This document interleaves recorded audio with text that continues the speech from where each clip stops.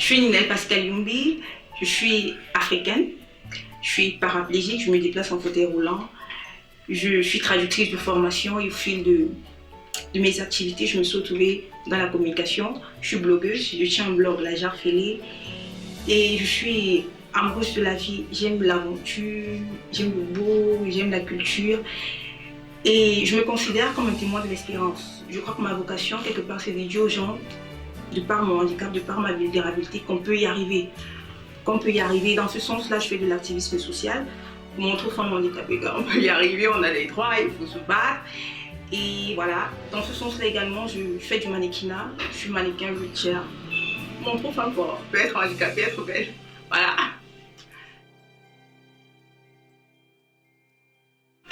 Mes petits succès, je dirais que la première chose, c'est avoir rêvé et joindre à ce rêve-là, y donner du sens. Y donner du sens, c'est voilà, en quoi est-ce que ça contribue à l'humanité. Savoir qu'on peut avoir de l'impact. Je crois que c'est la première chose à faire, rêver. Et après qu'on rêve, avoir le courage d'y aller. On n'aura pas forcément les ressources, toutes les ressources, mais voilà, on y va quand même. Et je crois que quand on y va, en chemin, on se rend compte qu'on a bien plus de ressources qu'on ne le croyait. Moi, par exemple, j'ai commencé le blogging avec quoi? Tout ce que j'avais, c'était mon histoire, mes mots, le forfait découvert d'Orange de 100 mégas. Et aujourd'hui, j'ai des gens qui me lisent un peu de partout. Donc, je crois que c'est ça, rêver, d'avoir de l'impact, y aller. Et aussi, et surtout, le plus important, l'amour. Quand les gens te soutiennent, voilà, j'ai l'impression d'être léger parce que moi, je suis handicapée. Il y a tellement de choses que je ne peux pas faire. Donc, je suis assistée. Donc, mes succès, ce sont les succès de beaucoup de personnes. Donc, c'est ça, l'amour, je garde à ça.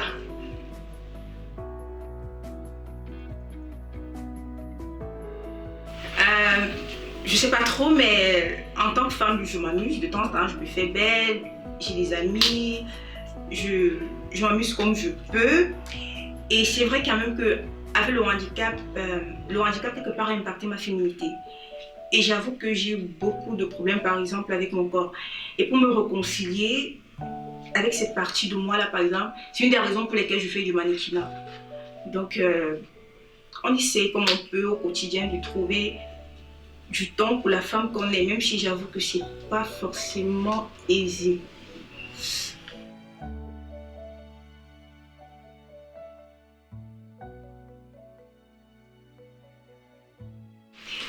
Un échec. Des échecs, j'en ai tellement eu que j'arrive même plus à les comptabiliser. Chaque fois, un mail d'échec, tu poursuis ici, tu échoues, tu veux rencontrer telle personne, ça marche pas. Mais je vais parler du plus récent.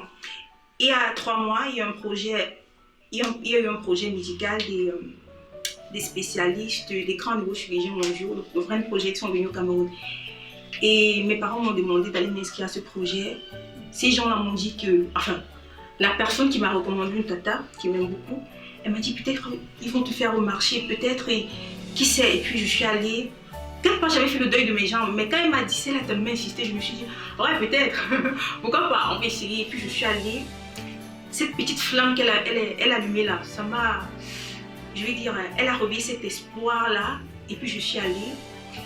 Et je crois que vous connaissez Dr Baligny, le plus grand neurochirurgien de Dallas. Quand il vous regarde dans les yeux, il vous dit, à l'état actuel de la science aujourd'hui, c'est compliqué, on ne peut rien faire. Ça, quand même, c'est... Ouais. Ça a quand même plombé mon début d'année, c'est... Ouais, ça, c'était douloureux. Ça, c'était douloureux, mais bon. Après, on refait le deuil qu'on a fait il y a 10 ans, parce que j'ai eu mon accident il y a 10 ans. Et puis, voilà, ça va. Ça va, et ça m'a donné... Refaire ce deuil-là, quand même, quelque part, ça m'a rendu plus forte. Et quand je reviens, après cette étape-là, je me dis, tu dis souvent, Jacques, qu'il faut espérer, non. Voilà, tu as revécu ça. Ça permet de revisiter son discours et de le dire avec peut-être plus de force, si je dirais ça comme ça. Parce qu'on revient à un événement qui a marqué notre vie 10 ans auparavant. Ça, quand même, c'était douloureux.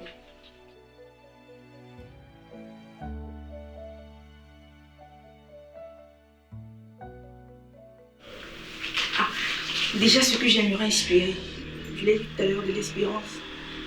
Deux gens qu'on peut y arriver. Et puis, Heureusement, c'est pas bien compliqué quand on est handicapé parce que à la base, les gens se disent ah, ça ira mal. Et quand tu souris, ils se disent si elle sourit, j'ai des raisons de sourire. Ça, c'est pas très compliqué. Maintenant, les gens qui m'inspirent. Bon, il y en a deux. Une dame française, Frédérique Budos. Cette femme, c'est. Voilà. J'aime trop cette femme. C'est.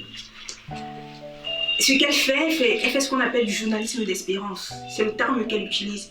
Et elle fait des portraits comme ceci. C'est pour ça que ce projet, j'ai directement sauté dessus. Elle fait du journalisme d'espérance en fait.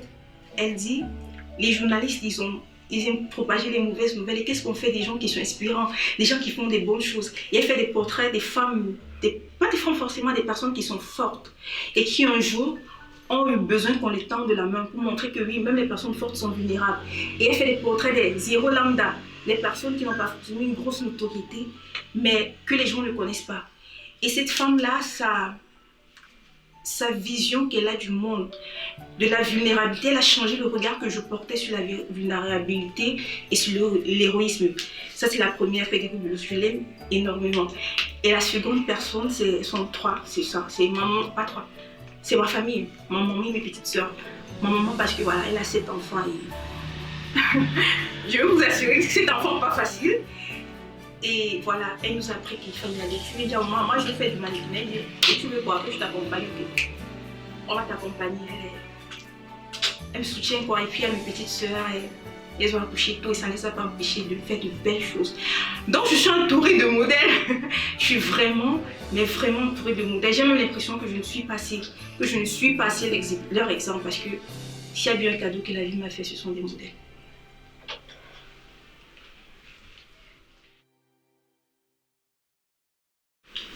À la Jarfélé, à le nom de mon blog. Alors, un jour, je venais de faire l'accident, j'étais très triste et puis j'étais en salle de rééducation et j'écris dans un forum pour personnes handicapées. Je viens de faire l'accident, je ne sais pas si je remarcherai, je me sens mal. Et un monsieur m'a répondu en m'envoyant un lien, c'était le lien avec une histoire à la Jarfélé. Alors l'histoire racontait qu'il y avait un monsieur qui vivait dans un désert, on voit qu'il vivait dans un désert et il a envoyé son serviteur puiser de l'eau. Et le monsieur allait puiser de l'eau très loin dans une oasis. Alors l'eau, cette eau, pour la puiser, il mettait un bambou et au bout il y avait deux vases, deux jarres. Il y avait une qui était fêlée, qui veut dire fissurée, et il y avait une qui était à bon état. Et la jarre qui était fissurée, son contenu se vidait vu qu'elle était fissurée. Elle revenait, c'était pas le même contenu à l'aller qu'au retour. Et il y avait la jarre parfaite. Et la jarre qui était fêlée, elle se plaignait de sa fêlure. Elle se plaignait de sa fêlure. Et il disait toujours à la jarre fêlée, regarde, sois attentif aux événements, ne te focalise pas sur ta fêlure. Et un jour, il allait puiser de l'eau avec la jarre fêlée. En rentrant, il s'est plaint. Ah, je suis fêlée, pourquoi tu ne me laisses pas prendre une jarre parfaite? Il lui a dit, tu as regardé sur le bord du chemin? Il a dit non. Il a dit, de ton côté, les fleurs ont poussé. Parce que comme j'étais cassée, j'avais qu'à mettre de l'eau et jeter des graines sur la route. Et en passant avec toi, du fait de ta fêlure, tu arrosais des plantes. Et il a dit, à cette jarre-là, tu vois, c'est la jarre parfaite. Moi, il n'y a pas les fleurs de son côté, mais toi, c'est ta fêlure qui est ta force. Et le monsieur qui m'a envoyé le lien, il a juste envoyé le lien, il écrit en bas, n'oublie jamais Pascal, tu es une jarre fêlée. C'était, je crois, en mars 2011, ça faisait quelques mois que je venais faire mon accident. Et ouais, je me suis dit, je suis fêlée, je suis handicapée, j'ai des blessures, j'ai des prothèses et tout. Mais voilà, on va utiliser ça pour arroser les fleurs sur le chemin. Et en plus, ce qui est fort, c'est l'image du porteur parce que moi, je suis quelqu'un qu'on me porte. On me porte partout. Encore dans un pays comme le Cameroun, il y a les escaliers partout, les trous partout, les nids de poules partout. Alors, c'est ça que j'aime, c'est l'image du porteur, l'image de la fêlure qui est dans la vulnérabilité, l'image des fleurs qu'on sème sur le chemin qui représente l'impact qu'on peut avoir. Et je vois que c'est toute une philosophie de vie. Et moi, je l'ai adoptée. Voilà l'histoire derrière la jarre fêlée. Alors, je dirais que pour Espérance, je crois que c'est tout. C'est ce qui nous donne envie de nous démener. Et je crois que quand on n'a plus d'espérance, la vie, ça sert à quoi en fait? Et c'est ce qui m'a sauvée quelque part. C'est Adalbert qui dit que l'espérance, c'est un bonheur dessiné. Ouais, se dit que ouais, un jour, je vais faire la Fashion Week de Paris. Se dit un jour, je vais impacter tellement de monde. Un jour, grâce à moi, quelque part, un monsieur ne va pas barrer sa petite amie juste parce qu'elle est en fauteuil roulant. Un jour, grâce à moi, on va faire des rampes dans des ministères. C'est ça. Comment j'explique ça? De toute façon, la peur, ça ne nous fait pas avancer. Ça ne nous fait pas avancer.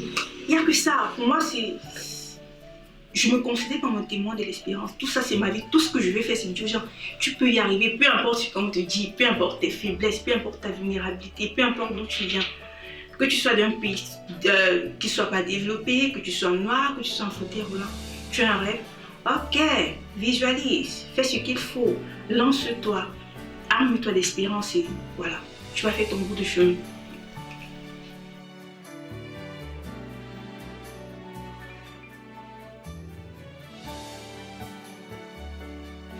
Le 20 août 2010, je suis allée m'amuser avec mes amis, mes cousins, et en rentrant, on a fait un accident de voiture. La voiture a fait tourner, je ne sais pas trop ce qui s'est passé, j'étais un peu assommée. Quoi qu'il en soit, je me suis retrouvée en fauteuil roulant, j'ai des côtes cassées, le bras luxé, des blessures à la tête et tout. Et après, j'ai fait, comment je dirais, et après, j'ai été opérée, pas dans l'urgence, parce qu'on est au Cameroun, ça ne m'a pas forcément aidé. Ça veut dire qu'il y a des raisons pour lesquelles mon état n'est pas terrible. Je me sentais assez précaire. Et j'ai fait des mois de rééducation à la suite. Et voilà, on a récupéré ce qu'on a pu récupérer. Je ne marche pas, mais bon. Voilà ce qui s'est passé. J'ai fait un accident, l'accident qui m'a mis dans le fauteuil roulant. Comment on réussit à se reconstruire après ça, s'adapter? Deux choses, le temps et l'amour. Le temps parce que la blessure, elle est vive et puis il n'y a que le temps pour cicatriser ça. Et l'amour parce que, voilà, c'est drôle de dire ça comme ça, mais avant quand j'étais debout, je me sentais pénible, voilà, j'étais toujours là. Mais quand je suis devenue handicapée, voilà, tout le monde, tout le monde avait les yeux braqués sur moi, les gens, c'est fou, les gens, j'explique ça comment j'arrive. Enfin bref, c'est l'amour qui m'a guéri, ça va que on t'aime, ça va que même si tu peux pas laver les assiettes parce que je suis une adolescente, même si tu peux pas avoir un parcours de vie normal, même si tu n'es pas forcément compétitive, il y aura des gens qui vont te donner ta chance dans la vie. Il y aura des gens qui vont t'embrasser, il y aura des gens qui vont t'aimer. Et quand on est aimé, on vole. Même si on ne marche pas, on vole. C'est ça, je vais dire, c'est le temps et l'amour, il n'y a que ça en fait.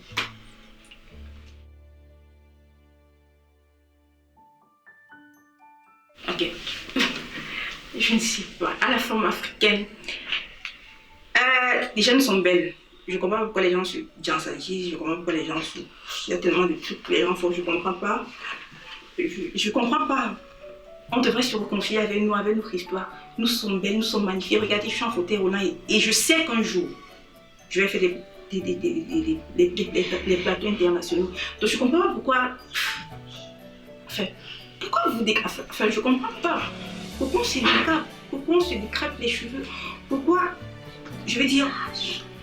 Je vais dire, c'est à la forme africaine d'aujourd'hui, c'est pas réconcilier, on avait notre histoire.